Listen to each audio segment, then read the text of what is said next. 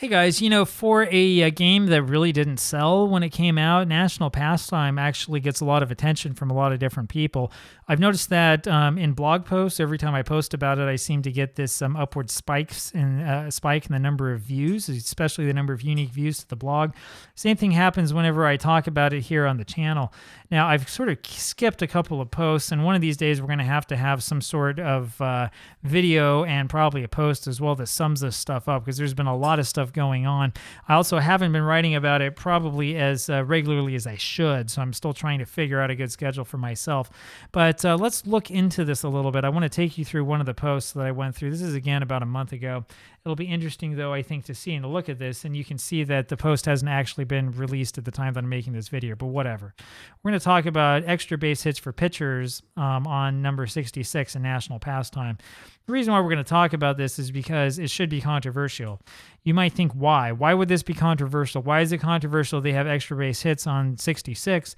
The controversy is because not all of these guys hit extra base hits in real life, right? That's the problem. Every single pitcher in National Pastime has an extra base hit on 66, right? So, in fact, you know what? I'll go ahead and show this to you. We're going to go over here into, let's see here. I'm going to go over here into my statistics here. Right, where are we? We're going to go over to our National Pastime folder. And let's see if I can figure out which one this is. And I think this is the one we're looking for. Yeah, so here we have it. I have to make this bigger so we can see this. There we go. And I'll just show you what I am talking about. So this is a list of every single pitcher in National Pastime. There are 80 in all, right? Number 1 here on the spreadsheet, of course, is the top that tells you what everything means. And then it goes from 2 to 81. And we have all of the dice rolls here in order, right? So this comes from a number of different sources, right? And I do verify this as I go through. It is accurate, which is the most important thing. Now, you'll see here that I have 3 different extra base columns because there are doubles that show up for pitchers in all 3 of those. But the interesting thing is that when we look here at 66 and we sort of drag this one down, if you pay attention to number 66, you will see that there are 3 different numbers there, 4, 5, and 6. Every pitcher has a 4, a 5, or a 6, regardless of whether they had an extra base hit in real life or not. We can see that here from the extra base hit column. So look at this. There were, how many is this?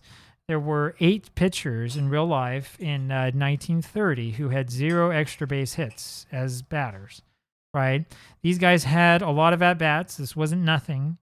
All of them have an extra base hit. They all get a 6 on 66, right? So, I mean, as my buddy Not Gaetti would say, let that sink in, folks. So everybody has an extra base hit no matter what. That's what we're looking at. When we look back at what Robert Henry once said about National Pastime, he says, oh, this 3 is obsolete, 2, 3, and 4, it's all dead ball era stuff. There should be 3 home run numbers, blah, blah, blah. He doesn't understand this. If Henry understands this, if he knows that none of these are double or triple or home run numbers, they're just power numbers, it makes a little bit more sense, right? So a 4 is a home run 2 times, a triple 3 times, and a double 3 times. A 5 will be a home run 3 times, a triple 2 times, and a double 3 times. And a 6 is a home run once, triple once, and a double 6 times in 6 different base situations. You can look here at the blog and figure it out. I'll put a link down below. You can kind of get an idea of what's happening there. We have to be careful about what we say and what our vocabulary is. But that doesn't change the fact that every single pitcher has a power number at 66.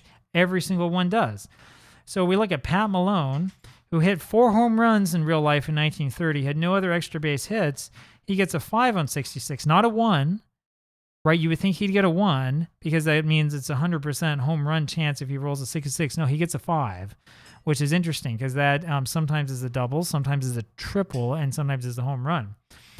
Freddie Fitzsimmons had 3 doubles, a triple, and 2 home runs in 1930. He gets a single 6 on 66. There's nothing to account for the triple. There's none of that stuff, right?